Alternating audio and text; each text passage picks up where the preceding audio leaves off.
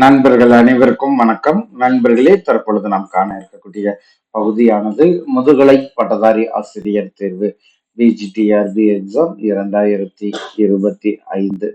இந்த தேர்விற்கு தயாராகக்கூடிய தமிழ் பாடப்பிரிவு ஆசிரியர்கள் கவனத்திற்கு, தன்னால் முடியும் என்ற தன்னம்பிக்கையோட பயிற்சி எடுக்கக்கூடிய ஒவ்வொரு ஆசிரியர்களுடைய அரசு பணி கனவை நிறைவேற்றுவதற்காக நம்முடைய சுபைக்குழுவின் சார்பாக இந்த முதுகலை பட்டதாரி ஆசிரியர் தேர்வு தமிழ் பாடத்திற்கு நம்ம நினைச்சிடறோம் உங்களுக்கு பயிற்சி வகுப்புகளானது கொடுத்துட்டு இருக்கோம். சோ இந்த பயிற்சி வகுப்புகள் என்பது மட்டும் இல்லாம கிட்டத்தட்ட 48 மூல புத்தகங்களை அடிப்படையாக வைத்து நம்ம நினைச்சிடறோம் ஸ்டடி மெட்டீரியல் ஆனது நம்ம தயார் பண்ணியிருக்கோம். இந்த ஸ்டடி மெட்டீரியல் ஆனது உங்களுக்கு 16 தொகுதியாக நம்ம நினைச்சிடறோம் கொரியர் மூலம் கொடுக்குறோம். அது போக இந்த மூல புத்தகங்களை அடிப்படையாக வைத்து 50,000 ஒரு வரி வினா விடைகள், one line question and answer நம்ம என்ன செஞ்சிருக்கோம் தயார் பண்ணி அதையும் கொரியர் மூலம் நம்ம ப்ரொவைட் பண்றோம். இது மூல புத்தகங்களை மட்டும் அடிப்படையாக கொண்ட கையேடு. இதை நீங்க ஃபாலோ பண்ற பட்சத்துல உங்களுக்கு பாத்தீங்கன்னா முழுமையான மதிப்பெண் பெறுவதற்கான வழிமுறையானது கிடைக்கும். அது போக இந்த புத்தகத்தை அடிப்படையாக வைத்து 150 தேர்வுகளை உள்ளடக்கிய டெஸ்ட் பேஜ் ஆனது நம்ம கண்டக்ட் பண்றோம். ஸோ இந்த டெஸ்ட் பேஜ் போக 30,000 வினாக்களை உள்ளடக்கிய ஆன்லைன் இந்த டெஸ்ட் பேஜ்ல இருக்கக்கூடிய ஆசிரியர்களுக்கு திருப்புதலுக்காக ஆன்லைன் டெஸ்டா 30,000 கொஸ்டினும் நம்ம நினைச்சிடறோம் உங்களுக்கு ப்ரொவைட் பண்றோம். 2025 நீங்கள் வெற்றி பெறுவதற்கான வழிமுறைகளை இங்க நம்முடைய சுபிக்குழுவின் சார்பாக உருவாக்கி கொடுக்கப்படுகிறது. அது மட்டும் இல்லாம தமிழ் பாடத்தை பொறுத்த வரைக்கும் கொடுத்திருக்கக்கூடிய புதிய பாடத்திட்டத்தை அடிப்படையில யூனிட் 1ல இருந்து உங்களுக்கு பயிற்சி வகுப்பானது கொடுக்குறோம். அதுல பாத்தீங்கன்னா தமிழும் உலக செம்மொழிகளும் யூனிட் 1ல புதிய டாபிக். இதுல ஏற்கனவே நேற்றைய பயிற்சி வகுப்புல நம்ம நினைச்சிருந்த செம்மொழிகள்ல கிரேக்க மொழியை பார்த்தோம். இன்று நம்ம லத்தீன் மொழி குறித்த தகவலை முழுமையாக காண இருக்கிறோம். இங்க கொடுக்கக்கூடிய தகவல்களை மட்டும் நீங்க அப்படியே ஃபாலோ பண்ண என்ன பண்ணணும் என்ன செய்யணும் எல்லாத்தையும் நம்மளே நினைச்சிடும் உங்களுக்கு தொகுத்து கொடுத்துரும். நம்ம கொடுக்கறத நீங்க படித்தாலே போதுமானது. அந்த கான்செப்ட்ல ஒவ்வொன்றையுமே நம்ம உருவாக்கி கொடுக்கிறோம். அதன் அடிப்படையில் லத்தீன் மொழி குறித்த தகவலை இன்றைய வீடியோவில் நாம் காணலாம். உலக மொழிகளில் முக்கியத்துவம் வாய்ந்த மொழிகளில் ஒன்றாக கருதப்படக்கூடியது லத்தீன் மொழி. உலக மொழிகளில் முக்கியத்துவம் வாய்ந்த மொழிகளாக கருதப்படக்கூடியது லத்தீன் மொழி. இன்று பேச்சு மொழியாக இல்லாவிடினும் கத்தோலிக்க மதத்தினரின் புனித மொழியாக கருதப்படுதல் இந்த லத்தீன் மொழியாகும். சோ லத்தீன் மொழி பேச்சு மொழியாக இருக்கவில்லை, இருப்பினும் இது கத்தோலிக்க மதத்தினுடைய புனித மொழியாக இன்று என்ன செய்யப்படுது கருதப்படுகிறது இந்த லத்தீன் மொழி. ஆகவே உலக மொழிகள்ல முக்கியத்துவம் வாய்ந்த மொழிகளில் ஒன்றாக இருக்கக்கூடிய இந்த லத்தீன் மொழியானது பேச்சு மொழியாக இல்லாவிடிலும் கத்தோலிக்க மதத்தினரின் புனித மொழியாக இது கருதப்படுகிறது. கிமு 7ஆம் நூற்றாண்டில் ரோம் நகரின் மொழியாக மட்டும் விளங்கியது. இந்த லத்தீன் மொழி என்பது கிமு 7ஆம் நூற்றாண்டில் ரோம் நகரின் மொழியாக மட்டும் விளங்கியது. அதற்கு பிறகு இது படிப்படியாக வளர்ந்து பிற லத்தீன் கிளை மொழிகளையும் பின்னர் இத்தாலியில் வழங்கிய பிற மொழிகளையும் அழித்து அதன் பின்னர் ரோம பேரரசு, பிரான்ஸ், ஸ்பெயின், போர்ச்சுகல், ருமேனியா போன்ற இடங்களில் பரவி அந்த நாடுகளின் அரசியல் மொழியாக பரவி ரொமான்ஸ் மொழிகளை தோற்றுவித்தது. அன்று தைபர் ஆற்று முகத்துவாரத்தில் மட்டும் பேசப்பட்ட இந்த மொழியானது இன்று வடமொழியை போன்று வழக்கற்று இரண்டு வித்த நிலையிலும் உலக மொழிகளில் ஒன்றாக திகழ்கிறதை காணலாம். கிமு 9ஆம் நூற்றாண்டு கிமு 9ஆம் நூற்றாண்டு முதல் எத்துருஸ்கன் மக்கள் இத்தாலியில் வாழ்ந்து வந்ததாக தெரிகிறது. இவர்கள் இத்தாலி நாட்டை சார்ந்தவர்களா அன்றி பிற நாட்டிலிருந்து இங்கு வந்து குடியேறியவர்களா என்பதில் அறிஞர்களுக்கு இடையே கருத்து வேற்றுமை உண்டு. லேட்டியம் பகுதிகளிலும் ரோம் நகரிலும் தங்கள் அதிகாரத்தை நிலைநிறுத்திய இவர்கள் செல்வாக்கினை லத்தீன் மொழியிலும் ஓரளவு காண முடிகிறது. சமயம், கலை, அரசியல், நிர்வாகம் போன்ற துறை சொற்கள் பல எத்துருஸ்கன் சொற்களாக உள்ளன. ரோம் நகரின் செல்வந்தர்கள் எத்துருஸ்கன் மக்கள் பலரை தங்கள் குழந்தைகளின் ஆசிரியர்களாக நியமித்ததுடன் மெய்காப்பு முறையினையும் மக்களிடமிருந்து தெரிந்து கொண்டனர். லத்தீன் மொழி கிரேக்க சொற்கள் சிலவற்றை நேரடியாகவும் எத்துருஸ்கன் வாயிலாகவும் பெற்றுள்ளது சிறப்பானது. அப்ப இந்த லத்தீன் மொழியினுடைய பெயர் காரணம் என்ன? இந்தோ ஐரோப்பிய மொழியினர், மெயினானது அண்டர்லைன் பண்ணிக்கோங்க, இந்தோ ஐரோப்பிய மொழியினர் சுமார் 3000 வருடங்களுக்கு முன்பே இத்தாலி வந்து குடியேறினர் என்றும் அவர்கள் லத்தீன் மொழியினர் கிமு 10ஆம் நூற்றாண்டை ஒட்டி காலப்பகுதியில் தங்கள் இருப்பிடமான லேட்டியம் பிரதேசங்களில் சென்று வாழ்ந்தனர் என்றும் அறிஞர்கள் கருதுகின்றனர். இதுல லத்தீன் மொழியினுடைய பெயர் காரணம் சொல்லி நம்ம எடுத்துக்கிற பொழுது இந்தோ ஐரோப்பிய மொழியினர், இந்தோ ஐரோப்பிய மொழியினர் சுமார் 3000 வருடங்களுக்கு முன்பே இத்தாலியில் வந்து குடியேறினர் என்றும் அவர்கள் லத்தீன் மொழியினர் கிமு 10ஆம் நூற்றாண்டை ஒட்டிய காலப்பகுதியில் தங்கள் இருப்பிடமான லேட்டியம் பிரதேசங்களில் சென்று வாழ்ந்தனர் என்றும் அறிஞர்கள் கருதுகின்றனர். இப்பகுதிகளில் வாழ்ந்த லேட்டினி மக்களால் பேசப்பட்ட காரணத்தால் தான் இம்மொழி லத்தீன் என்று அழைக்கப்படுகிறது. இந்த லத்தீன் மொழியினுடைய வளர்ச்சின்னு சொல்லி எடுத்துக்கிற பொழுது ரோம் நகரின் மொழியாக லத்தீன் இருந்த போது இத்தாலி நாட்டில் பல்வேறு மொழிகள் வழக்கில் இருந்தன. ரோம் நகரினுடைய மொழியாக லத்தீன் இருந்த பொழுது இத்தாலி நாட்டில் பல்வேறு மொழிகள் வழக்கில் இருந்தன.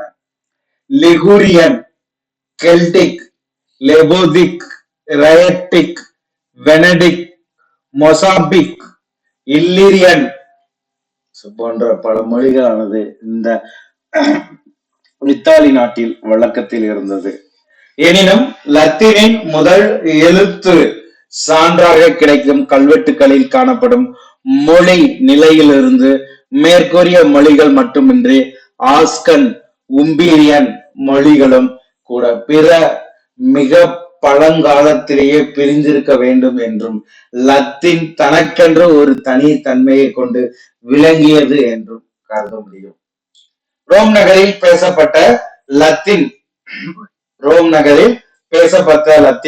ரோம பேரரசின் உதவியால் பிற நாடுகளில் எல்லாம் பறந்து வளர்ந்த போதிலும்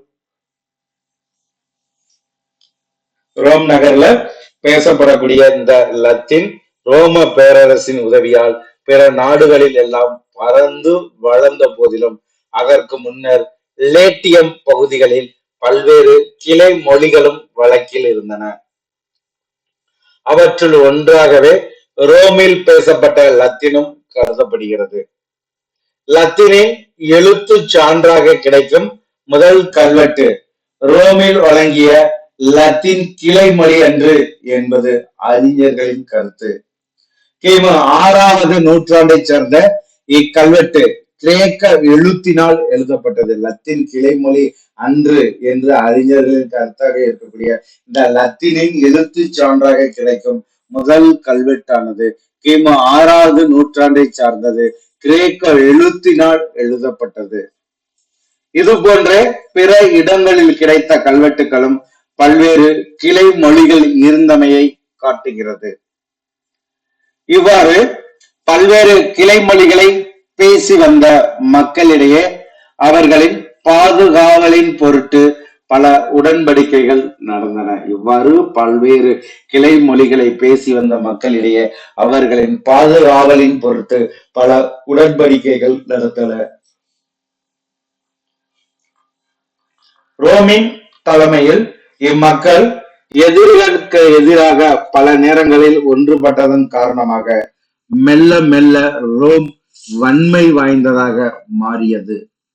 இந்த நிலையில் படிப்படியாக பிற பகுதிகள் ரோமின் அதிகாரத்திற்கு உட்பட்ட போது அங்கு பேசப்பட்ட லத்தீன் கிளை மொழியும் பறந்து வளர்ந்தது. இத்தகைய மாற்றத்திற்கு முழு முதல் காரணம் ரோமர்களின் மொழி கொள்கையாகும்.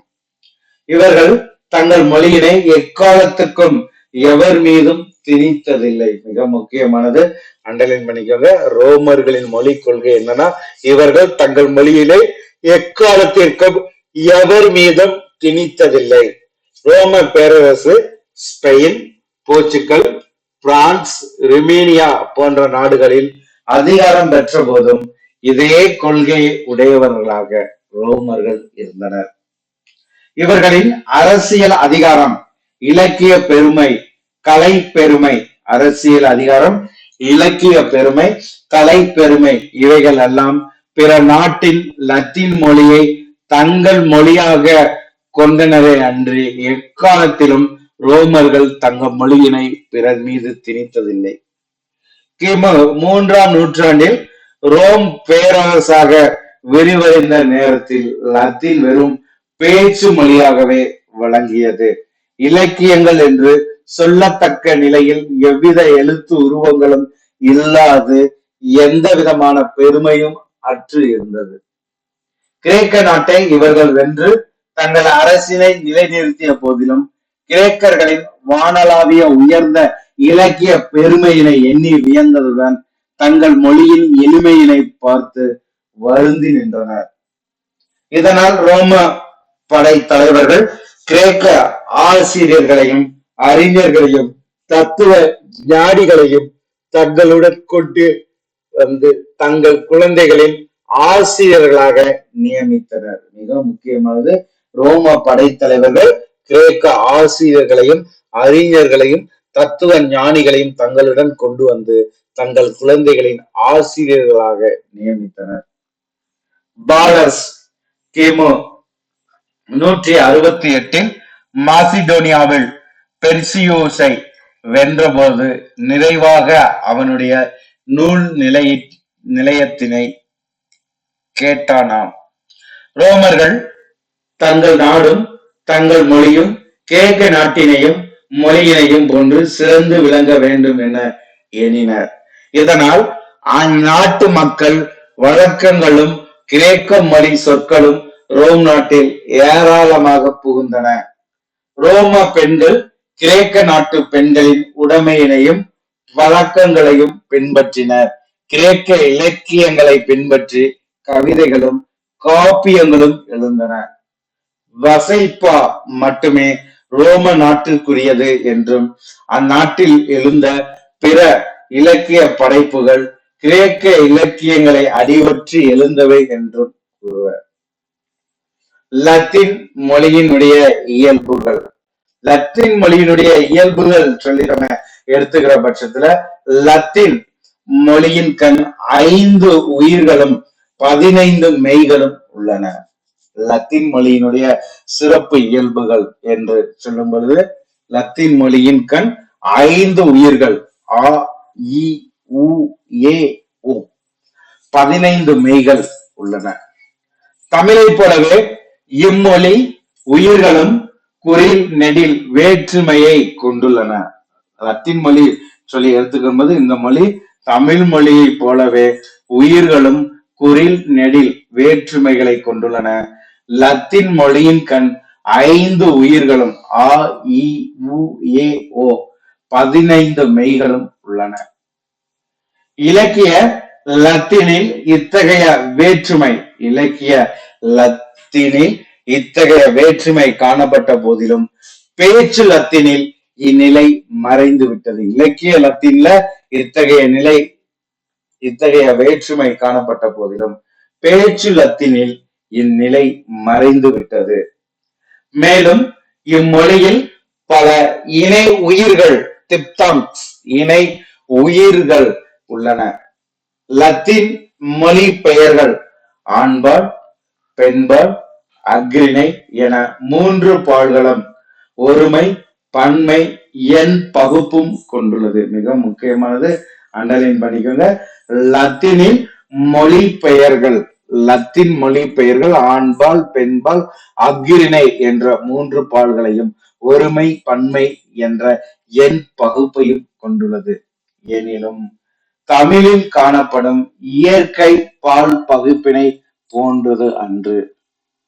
ஆண்களை குறிக்கும் பெயர்கள் ஆண்பாலாகவும் பெண்களை குறிப்பது பெண்பாலாகவும் காணப்படினும் அக்கிரிணை பொருட்களை குறிக்கும் பெயர்கள் பல ஆண் பெண் பாலாக வருதலை காணலாம். இதுல என்ன சொன்னாங்க? ஆண்களை குறிக்கக்கூடிய பெயர் ஆண்பால், பெண்களை குறிப்பது பெண்பால், அக்கிரிணை பொருட்களை குறிக்கக்கூடிய பெயர். சோ பல ஆண்கள் பெண் பாலாக வருதலை காணலாம். எடுத்துக்காட்டாக தெருவினை குறிக்கும் சொல் பெண்பால், கண்ணை குறிக்கும் சொல் ஆண்பால், சாலையினை குறிப்பது அக்கிரிணை. இத மெயினா தெரிஞ்சுக்கோங்க. எழுவாய் ஐ கு இன் அது, லத்தீன் மொழியினுடைய எழுவாய் ஐ கு இன் அது என்ற வேற்றுமைகள் உள்ளன. பெயரடைகள் முன்னும் பின்னும் வருகிறது. வேற்றுமைகள் இருக்கிறது, அதே மாதிரி பெயரடைகள் முன்னும் பின்னும் வருகிறது. தமிழில் மூவிட பெயர்களைப் போலவே லத்தீன் மொழியில் மூவிட பெயர்களானது காணப்படுகிறது. தமிழில் இருக்கக்கூடிய மூவிடை பெயர்களைப் போல லத்தீன் மொழியிலும் மூவிடை பெயர்களானது காணப்படுகிறது. லத்தீன் வினை சொற்கள் தமிழ் வினை சொற்களைப் போலவே காலம், எழுவாய் போன்ற பல இலக்கண கூறுகளை காட்டுகிறது. லத்தீன் வினை சொற்கள் தமிழ் வினை சொற்களைப் போலவே காலம், எழுவாய் போன்ற பல இலக்கண கூறுகளை காட்டுகின்றன. இறப்பு, எதிர்வு, நிகழ்வு, இறப்பில் இறப்பு போன்ற காலங்கள் இதற்கண் உள்ளன. லத்தீனில் காணப்படக்கூடிய காலம் இறப்பு, எதிர்வு, நிகழ்வு, இறப்பில் இறப்பு போன்ற காலங்கள் இதன் கண் உள்ளன. இவை அனைத்தும் பல ஒட்டுக்களால் தான் உணர்த்தப்படுகின்றன. இவ்வாறு கிரேக்க லத்தீன் மொழிகளை பற்றி அகத்தியலிங்கம் உலக மொழிகள் முதல் பகுதிகளை இதெல்லாம் யார் சொல்றா? அகத்தியலிங்கம். லத்தீன் மொழியினுடைய இலக்கியங்கள் முதன் முதலாக ஹோமரின் ஒடிசி ஆண்ட் ரோனிகஸ் என்பவரால் மொழிபெயர்க்கப்பட்டது. லத்தீன் மொழியினுடைய இலக்கியம் சொல்லி எடுத்துக்கிற பொழுது முதல்ல ஹோமரின் ஒடிசி ஆனது ஆண்ட் ரோனிகஸ் என்பவரால் மொழிபெயர்க்கப்பட்டது. நெடியஸ், என்னியஸ் போன்றவர்களின் நூல்களில் கிரேக்க மொழியின் செல்வாக்கினை ஏராளமாக காணலாம். இதே போன்று நாடக காப்பியம், உணர்ச்சி கவிதைகள் போன்ற பல இலக்கிய படைப்புகள் கிரேக்க மொழியின் செல்வாக்கினால் தான் உருவாகின. நாடகம், காப்பியம், உணர்ச்சி கவிதைகள் போன்றவை பல இலக்கிய படைப்புகளானது கிரேக்க மொழியின் செல்வாக்கினால் உருவாயின. நாடக ஆசிரியர்கள் பலருள் நகைச்சுவை நாடகங்களை எழுதிய பிளாத்துஸ் குறிப்பிடத்தக்கவர். லத்தீன் மொழியில நாடக ஆசிரியர்கள் பலர் இருந்தாலும் குறிப்பாக நகைச்சுவை நாடகங்களை எழுதிய பிளாத்துஸ் மிக முக்கிய குறிப்பிடத்தக்கவர்.